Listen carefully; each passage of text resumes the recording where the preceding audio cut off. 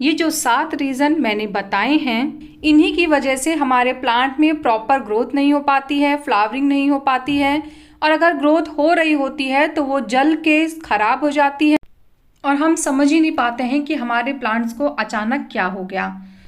तो आज का जो टॉपिक है वो यही है। तो चलिए वीडियो को स्टार्ट करते हैं।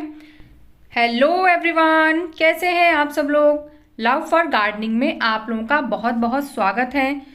तो आज मैंने वो क्वेश्चंस उठाए हैं जो मोस्टली आप मुझसे पूछते रहते हैं कि प्लांट की ग्रोथ नहीं हो रही है, प्लांट में फ्लावरिंग नहीं हो रही है, ये प्रॉब्लम वो प्रॉब्लम। तो मैंने सारे प्रॉब्लम्स को इकट्ठा किया है और इसीलिए आज मैंने ये वीडियो बनाई है ताकि मैं आपकी सारी प्रॉब्लम्स को सॉल्व कर सकूं। तो सबसे पहला क्या प्रॉब्लम आता है कि प्लांट में कली आती है, ग्रोथ होती है, लेकिन वो कली खिलने से पहले ही या तो टूट जाती है और या तो फिर अपने आप ही गिर जाती है या तो फिर सूख जाती है। तो इसके देखिए 2 रीज़न हो सकते हैं।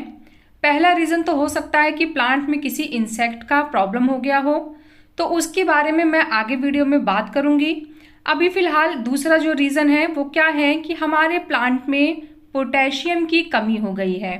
तो उसके लिए हमें क्या करना है, हमें 1 लीटर पानी में 1/4 स्पून पोटेशियम लेना है और इसे पानी में मिक्स करके अपने प्लांट को अच्छे से दे देना है।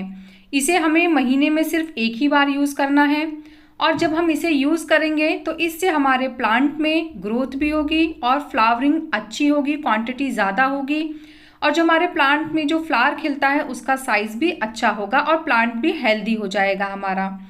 उसके बाद दूसरी कमी क्या आती है कि प्लांट में हमारे ग्रोथ नहीं होती है। तो ग्रोथ ना होने का क्या रीज़न है, देखिए जैसे हमारे प्लांट में फ्लावरिंग हुई, फ्लावरिंग होने के बाद जब फूल सूख जाता है तो वो अपने आप ही झड़ जाता है, गिर जाता है।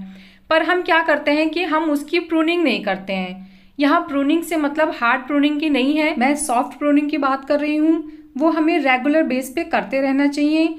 जैसे ही हमारे प्लांट का फ्लावर सूख गया बस उसे कट कर दीजिए। कट कहाँ से करना है ये बहुत ज़रूरी सवाल है, क्योंकि क्या होता है कि जैसे हमारी प्लांट की स्टेम ऊपर की तरफ आते आते थोड़ी सी पतली हो जाती है, तो हमें वहाँ पतले पोर्शन पे कट नहीं करना है, हमें ऐसी जगह कट करना है जहाँ से हमारी ब्रांच थोड़ी हेल्दी है, मोटी है।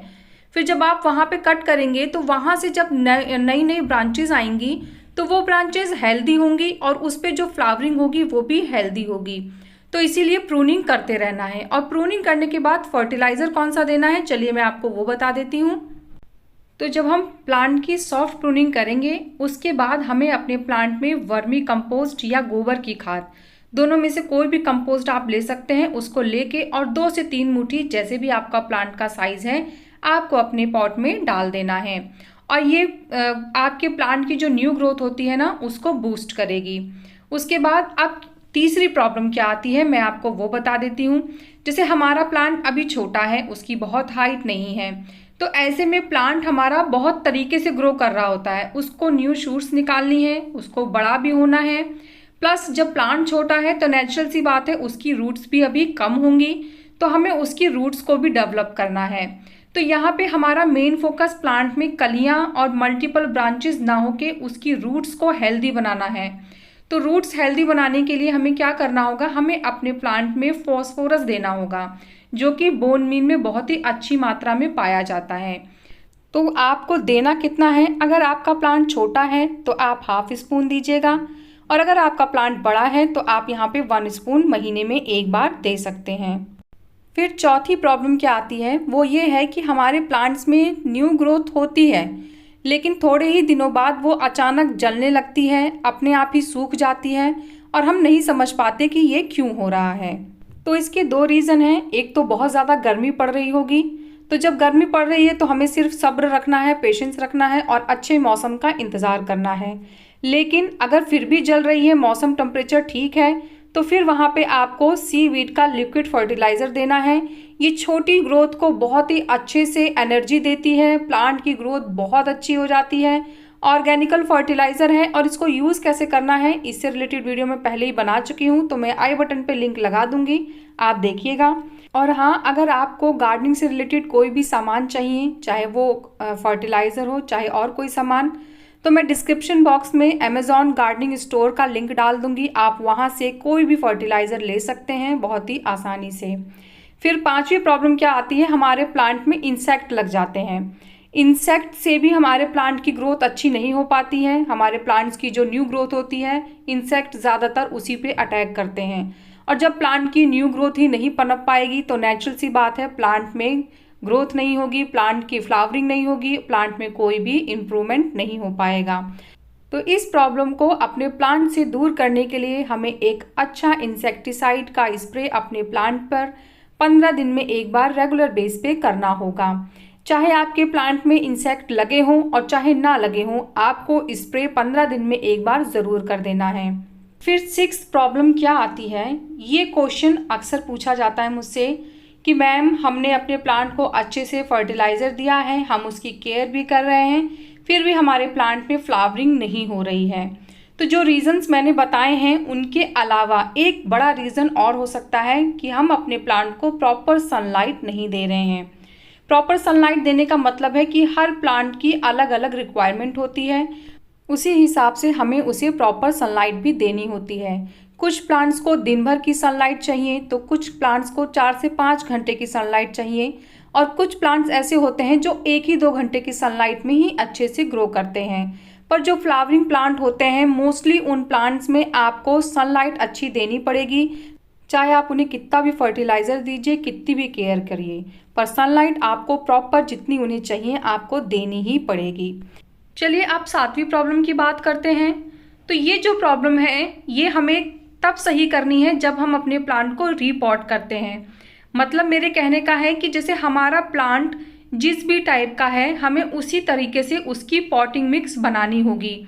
जैसे अब आप ये अडेनियम का प्लांट देख रहे हैं, तो इसको वेल ड्रेन सॉइल चाहिए होती है। वेल ड्रेन मतलब नॉर्मल जो हम लोग सॉइल तैयार करते हैं उससे भी ज़्यादा बढ़िया वेल ड्रेन सॉइल इसकी होनी चाहिए, नहीं तो इसकी रूट्स अच्छे से डेवलप नहीं हो पाएंगी।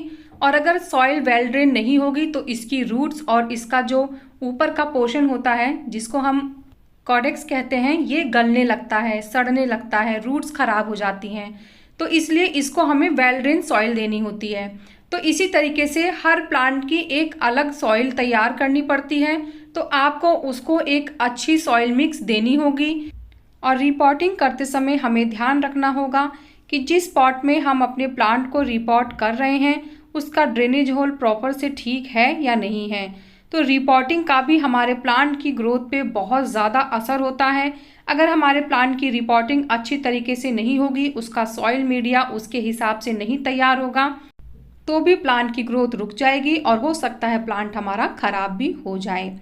इसके अलावा ये जो लास्ट टिप है वो मैं आपको बता रही हूँ कि अगर आपको ये सब चीज़ें लगता है कि आपने अपने प्लांट में दी हैं फिर भी हमारे प्लांट में ग्रोथ नहीं हो रही है, ये सब का मतलब है जितनी भी प्रॉब्लम्स मैंने अभी आगे आपको बताई हैं, तो वो सारी प्रॉब्लम्स आपके प्लांट में नहीं है। आप वो सब चीज़ें अच्छे से प्रॉपर दे रहे हैं फिर भी आपके प्लांट में ग्रोथ नहीं हो रही है, तो यहाँ पे आप महीने में एक बार एप्सम सॉल्ट अपने पानी में डाल के और प्लांट को दे दीजिए।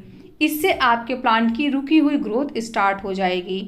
देना कितना है, 1 लीटर पानी में 1/4 स्पून आपको एप्सम सॉल्ट मिक्स करना है और अपने प्लांट में दे देना है। उसके बाद आपके प्लांट की ग्रोथ भी स्टार्ट हो जाएगी और आपके प्लांट में फ्लावरिंग भी होगी। और हाँ, इस वीडियो में मैंने जितने भी फर्टिलाइज़र यूज़ किए हैं उन सब के बारे में आपको जानना है या ख़रीदना है तो मैंने डिस्क्रिप्शन बॉक्स में अमेज़ॉन गार्डनिंग स्टोर का लिंक दे दिया है, आप वहां से इन फर्टिलाइज़र को ख़रीद सकते हैं। इसके बाद भी जो भी मैंने आपको सारी प्रॉब्लम्स के सॉल्यूशन बताए हैं, उसके बाद भी अगर आपको लगता है कि आपके प्लांट में कोई और प्रॉब्लम है तो आप मुझे कमेंट करिएगा, मैं आपके कमेंट का ज़रूर रिप्लाई करूँगी। एक प्लांट की ग्रोथ के लिए हर तरीके की चीज़ की ज़रूरत होती है, जैसे कि उसका प्रॉपर एटमॉस्फेयर होना चाहिए, जिस मौसम में वो फ्लावरिंग करता है वो उसी मौसम में फ्लावरिंग करेगा, चाहे आप कितना भी उसको फर्टिलाइज़र दे दीजिए, चाहे आप उसकी कितनी भी केयर करते रहिए। तो आपको ये जानना होगा कि जिस प्लांट में आप फ्लावर चाह रहे हैं उस प्लांट का मौसम अभी है कि नहीं है। तो कैसा लगा मेरा आज का ये वीडियो, मुझे ज़रूर बताइएगा। अगर आपको वीडियो पसंद आया है तो वीडियो को लाइक करिएगा, चैनल को सब्सक्राइब करिएगा, प्लांट से रिलेटेड अगर कोई भी क्वेश्चन आपके माइंड में है तो आप मुझसे पूछ सकते हैं, मैं उसका रिप्लाई ज़रूर करूँगी।